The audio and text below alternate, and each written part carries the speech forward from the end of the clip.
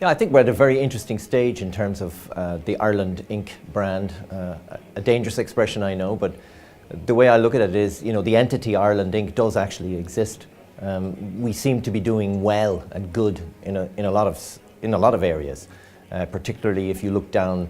If this was a company, almost the departments, the divisions, food's doing well, exports are doing great.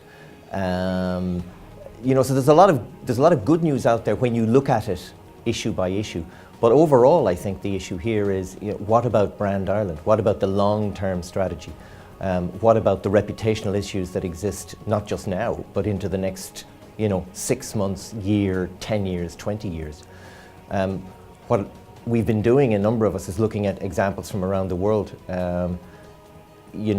You may think a place like Scandinavia, Finland particularly, is doing very well, and it is. It's at the top of a lot of those leaderboards that we see, or league tables in terms of brand, national brand.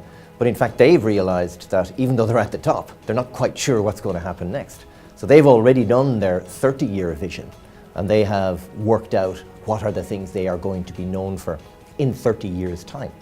I think that's where our opportunity is. Or I guess it's actually two areas. One is the vision thing, and clearly that is not there. No one's articulating it. It doesn't seem to be there.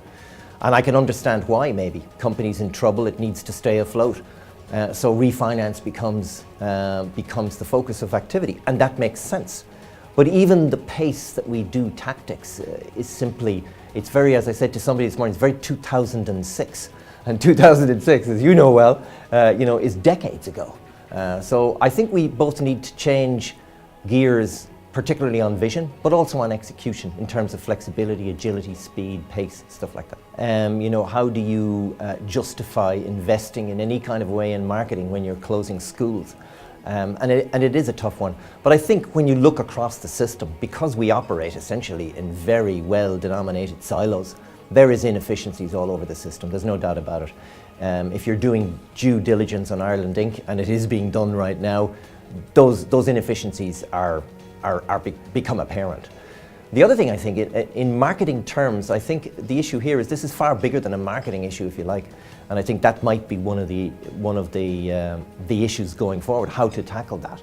And if this issue was looked at the correct way, in other words, reputation is a structural and strategic issue rather than a tactical one, then I think that it would be looked at in a completely different way. And frankly, if we don't fix the reputation issues, then everything else is going to go away anyway. Yeah, in terms of owning the Brand Ireland problem, that is a big mystery. I think what's really great is that the Institute is stepping up to the plate, and I think they need to keep going because no one clearly owns the problem until somebody takes it on.